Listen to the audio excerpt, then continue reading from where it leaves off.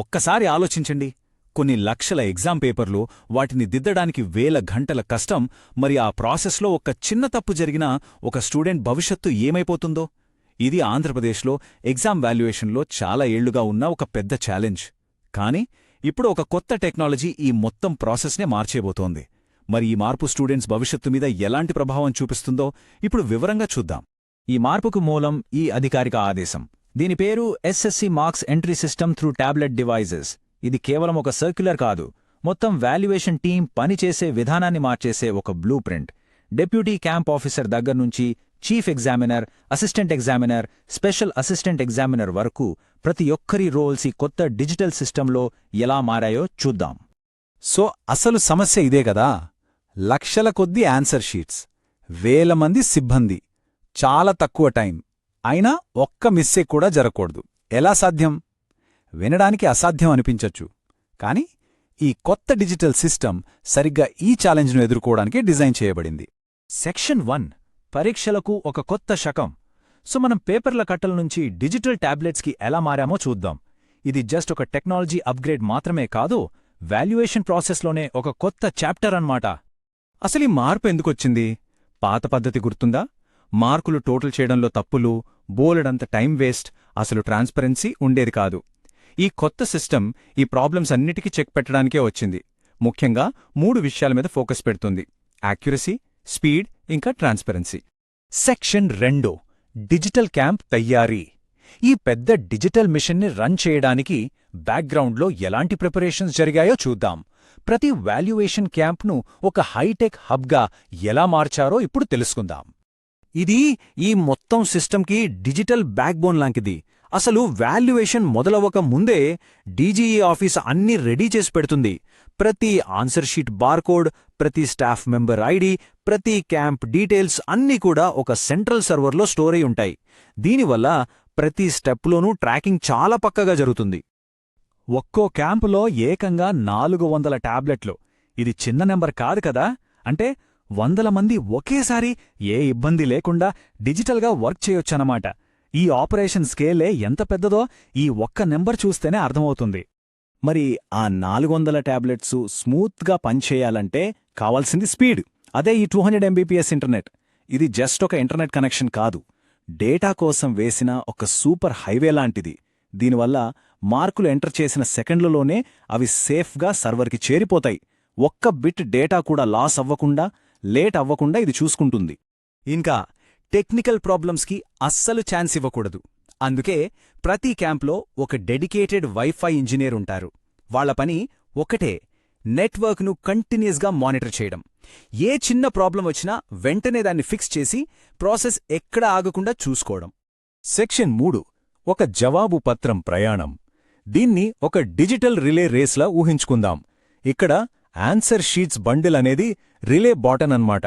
అది ఒకరి చేతి నుంచి ఇంకొకరి చేతికి ఎలా వెళ్తుందో, ప్రతి స్టేజ్లో దానికి వాల్యూ ఎలా యాడ్ అవుతుందో ఇప్పుడు స్టెప్ బై స్టెప్ చూద్దాం. ఈ రేస్ మొత్తం 6 స్టేజ్లో జరుగుతుంది.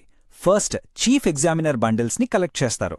సెకండ్, స్పెషల్ అసిస్టెంట్ బార్కోడ్స్ని స్కాన్ చేసి డిజిటల్గా మ్యాప్ చేస్తారు. థర్డ్, అసిస్టెంట్ ఎగ్జామినర్ పేపర్లను కరెక్ట్ చేస్తారు. ఫోర్త్, ఆ మార్కులను స్పెషల్ అసిస్టెంట్ టాబ్లెట్లో ఎంటర్ చేస్తారు. ఫైనల్గా 5-6 స్టేజుల్లో మార్క్స్ వెరిఫై చేసి సబ్మిట్ చేస్తారు. చూశారా, ప్రతి స్టేజ్లోనూ ఫిజికల్ వర్క్, డిజిటల్ వర్క్ రెండూ కలిసే నడుస్తాయి. సెక్షన్ 4 బృందం పనితీరు. సరే, ఈ డిజిటల్ రిలే రేస్లో పాల్గొనే మెయిన్ ప్లేయర్స్ ఎవరు? వాళ్ల రోల్స్ ఏంటి, బాధ్యతలేంటి? ఇప్పుడు కొంచెం డీప్గా చూద్దాం. ఈ టీంలో 3 కీ ప్లేయర్స్ ఉంటారు. చీఫ్ ఎగ్జామినర్, ఈయన్ని ప్రాసెస్ కెప్టెన్ అనుకోవచ్చు. తర్వాత అసిస్టెంట్ ఎగ్జామినర్, ఈయన పేపర్లను వాల్యుయేట్ చేస్తారు. ఇక 3వ వ్యక్తి, చాలా ఇంపార్టెంట్ పర్సన్, స్పెషల్ అసిస్టెంట్. వీళ్లే ఫిజికల్ వరల్డ్ని డిజిటల్ వరల్డ్తో కనెక్ట్ చేసే బ్రిడ్జ్. వీళ్ల 3 మధ్య కోఆర్డినేషనే ఈ సిస్టమ్ సక్సెస్కి కీలకం. సెక్షన్ 5 మార్కులను సరిగ్గా పొందడం. మనం ఇప్పుడు రేస్లో లాస్ట్ ల్యాబ్కే వచ్చేశాం.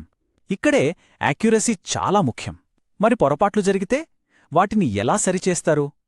ఆ ఫైనల్ సబ్మిట్ బటన్ నొక్కే ముందు ఎలాంటి సేఫ్టీ చెక్స్ ఉన్నాయో ఒకసారి చూద్దాం. అయితే ఒక డౌట్ రావొచ్చు. డేటా ఎంట్రీ చేసేటప్పుడు పొరపాటు జరిగితే పరిస్థితి ఏంటి? మనుషులు చేసే పనిలో తప్పులు జరగడం సహజమే కదా. అందుకే ఈ సిస్టంలో మిస్టేక్స్ని కనిపెట్టి వాటిని సరిచేయడానికి ఒక పక్కా సిస్టమ్ ఉంది. ఇక్కడ ఒక 2 లెవెల్ సేఫ్టీ మెకానిజం ఉంది. For example, special assistant typing mistake చేస్తే వాళ్లే ఈజీగా కరెక్ట్ చేయొచ్చు. కానీ అసలు మార్కులు వేయడంలోనే తప్పుంటే అప్పుడు ముందు ఫిజికల్ ఆన్సర్ షీట్లో మార్పు చేయాలి, ఆ తర్వాతే దాన్ని బేస్ చేసుకుని డిజిటల్ రికార్డ్ని అప్డేట్ చేస్తారు. ఇది ఫిజికల్, డిజిటల్ రికార్డులు రెండూ ఒకేలా ఉండేలా చూస్తుంది. అద్భుతమైన పద్ధతి కదా. ఇక ఫైనల్గా ఈ మొత్తం ప్రాసెస్లో ఒకే ఒక్క చాలా ముఖ్యమైన రూల్ ఉంది. అదేంటంటే, మార్కులు ఒకసారి ధృవీకరించబడిన తర్వాత ఏ పరిస్థితిలోనూ సవరించడానికి అనుమతించబడదు. ఆ సబ్మిట్ బటన్ నొక్కాక ఇంక వెనక్కి వెళ్లే ఛాన్సే లేదు. అంటే ప్రతి ఒక్కరి మీద ఎంత బాధ్యత ఉంటుందో అర్థం చేసుకోవచ్చు. ఆర్ఓ సెక్షన్, మూల్యాంకనం యొక్క భవిష్యత్తు. సరే, ఈ డిజిటల్ జర్నీని మనం చూశాం. మరి దీనివల్ల వచ్చే బెనిఫిట్స్ ఏంటి? ఫ్యూచర్లో ఎడ్యుకేషన్ సిస్టమ్ మీద దీని ఇంపాక్ట్ ఎలా ఉండబోతోంది? ఒకసారి అనలైజ్ చేద్దాం. మనం మొదట అడిగిన ప్రశ్నకు సమాధానమిదే. ఈ డిజిటల్ సిస్టమ్ కేవలం పేపర్ని, టాబ్లెట్తో రీప్లేస్ చేయలేదు. ఇది హ్యూమన్ ఎర్రర్స్ని తగ్గించి, ఎక్యురసీని పెంచింది, డేటాని సెక్యూర్ చేసింది, ఇంకా రోజులు పట్టే పనిని గంటల్లో పూర్తిచేసి ప్రాసెస్ని ఫాస్ట్ చేసింది. ఇది కేవలం ఒక మార్పు కాదు, ఎడ్యుకేషన్ ఫీల్డ్లో ఒక పెద్ద ముందడుగు.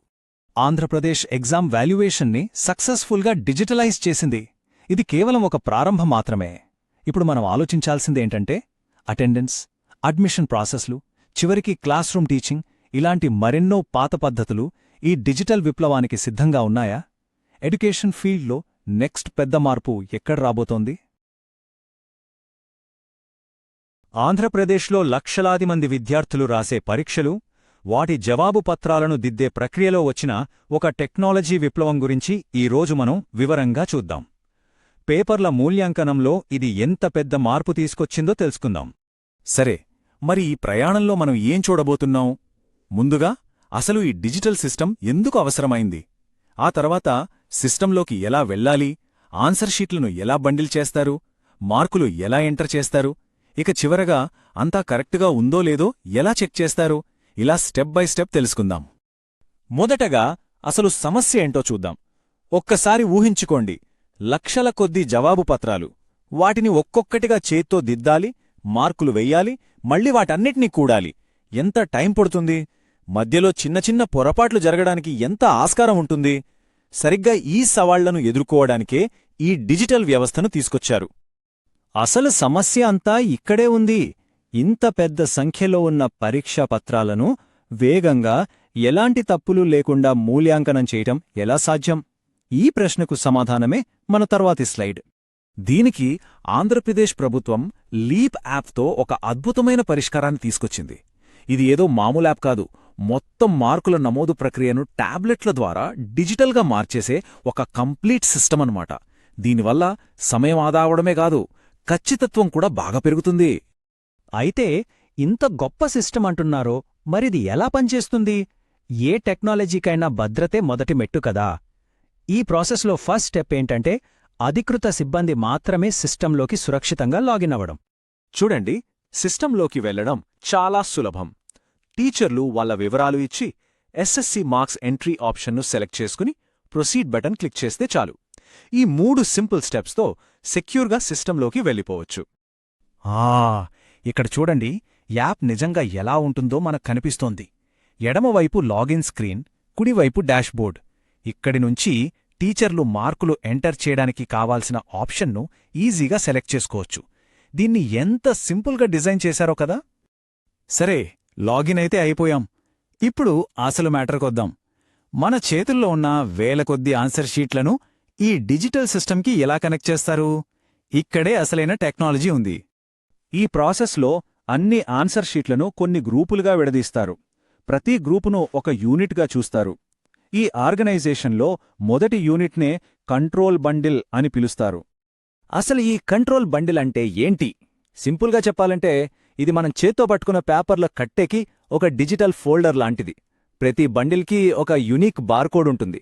ఆ బార్కోడ్ ద్వారా ఫిజికల్ పేపర్లను డిజిటల్ రికార్డులతో లింక్ చేస్తారన్నమాట. దీనివల్ల ఏ పేపర్ ఎక్కడుందో ట్రాక్ చేయడం చాలా ఈజీ. ఇక్కడ చూడండి, ఈ టెక్నాలజీ ఎంత సింపుల్గా పనిచేస్తుందో. టీచర్లు వాళ్ల టాబ్లెట్ కెమెరాతో బండిల్ మీద ఉన్న బార్కోడ్ను స్కాన్ చేస్తారు. అంతే, సిస్టమ్ ఆటోమేటిక్గా ఆ బండిల్ నంబర్ను రికార్డ్ చేసుకుంటుంది. టైప్ చేసే పని లేదు, తప్పులు జరిగే ఛాన్సే లేదు. బండిల్లోని అన్ని పేపర్లను స్కాన్ చేశాక అక్కడితో పని అయిపోలేదు. సిస్టమ్ ఒక ముఖ్యమైన సెక్యూరిటీ చెక్ పెడుతుంది. చీఫ్ ఎగ్జామినర్, అసిస్టెంట్ ఎగ్జామినర్ ఐడీలను ఎంటర్ చేసి కన్ఫర్మ్ చేశాకే ఆ బండిల్ను సబ్మిట్ చేయడానికి వీలవుతుంది. దీనివల్ల జవాబుదారీతనం పక్కాగా ఉంటుంది. ఇప్పుడు మనం ఈ ప్రాసెస్లోకెల్లా అత్యంత ముఖ్యమైన భాగానికి వచ్చాం. అదే మార్కుల నమోదు. ఈ యాప్ డిజైన్ ఎంత స్మార్ట్గా ఉంటుందంటే మార్కులు వేయడాన్ని వేగవంతం చేయడమే కాదు, మనుషులు చేసే తప్పులను దాదాపు జీరోకి తీసుకొస్తుంది. అదెలాగో చూద్దామా? ఈ మార్కులు ఎంటర్ చేసే స్క్రీన్ చాలా యూజర్ ఫ్రెండ్లీగా ఉంటుంది. టీచర్లు క్వశ్చన్ నెంబర్ సెలెక్ట్ చేసుకుని స్క్రీన్ మీద ఉన్న కీప్యాడ్తో ఈజీగా మార్కులు ఎంటర్ చేయొచ్చు.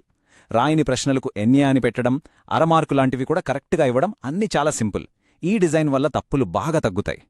సరే, ఇక్కడొక డౌట్ రావచ్చు. ఒకవేళ స్టూడెంట్ ఆప్షనల్ క్వశ్చన్కి కూడా ఆన్సర్ రాస్తే పరిస్థితి ఏంటి? అప్పుడు ఈ సిస్టమ్ ఏం చేస్తుందో చూద్దాం. ఇక్కడే ఈ యాప్ తెలివి బయటపడుతుంది. ఎగ్జామినర్లు 2 ఆప్షనల్ ఆన్సర్లకు మార్కులు వేస్తారు. అప్పుడు యాప్ ఆటోమేటిక్గా ఏ ఆన్సర్కి ఎక్కువ మార్కులు వచ్చాయో అదే తీసుకుని ఫైనల్ స్కోర్కు యాడ్ చేస్తుంది. అంతేకాదు, ఆ ఎక్కువ స్కోర్ని గ్రీన్ కలర్లో హైలైట్ చేసి చూపిస్తుంది కూడా. ఎంత అద్భుతంగా ఉందో కదా! మార్కులన్నీ ఎంటర్ చేసేశాం, కాని పని ఇంకా పూర్తి కాలేదు. ఇప్పుడు ఫైనల్, ఇంకా చెప్పాలంటే మోస్ట్ ఇంపార్టెంట్ స్టెప్కొచ్చాం. ప్రతి మార్కు, ప్రతి టోటల్ అన్నీ 100కు 100% కరెక్ట్గా ఉన్నాయని నిర్ధారించుకోవడం. ఈ ఫైనల్ చెక్ గురించే ఇప్పుడు చూద్దాం. ఈ వెరిఫికేషన్ ప్రాసెస్ చాలా స్ట్రిక్ట్గా ఉంటుంది. ఈ టేబుల్ చూడండి. సిస్టమ్ ఆటోమేటిక్గా లెక్కించిన టోటల్, ఎగ్జామినర్ చేత్తో పేపర్ మీద వేసిన టోటల్, ఈ రెండూ ఖచ్చితంగా మ్యాచ్ అవ్వాలి. కొంచెం తేడా ఉన్నా కూడా సిస్టమ్ ముందుకు వెళ్లనివ్వదు. మరి ఒకవేళ ఈ సిస్టమ్ టోటల్, చేత్తో రాసిన టోటల్ మ్యాచ్ అవ్వకపోతే ఏం జరుగుతుంది? ఆ తేడాలను ఎలా సరిచేస్తారు?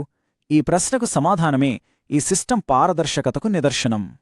ఇక్కడే టెక్నాలజీతో పాటు మనిషి పర్యవేక్షణ ఎంత ముఖ్యమో తెలుస్తుంది.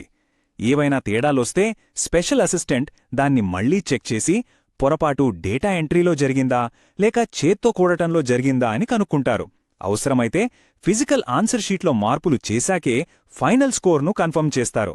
దీనివల్ల ఖచ్చితత్వం 100కి 100% ఉంటుంది. ఫైనల్గా ఒక ఆలోచింపజేసే ప్రశ్న.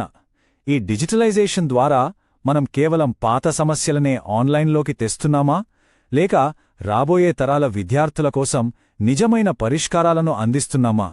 విద్య, పరిపాలనలో ఇలాంటి టెక్నాలజీల పాత్రపై మీ అభిప్రాయమేంటి? ఆలోచించండి.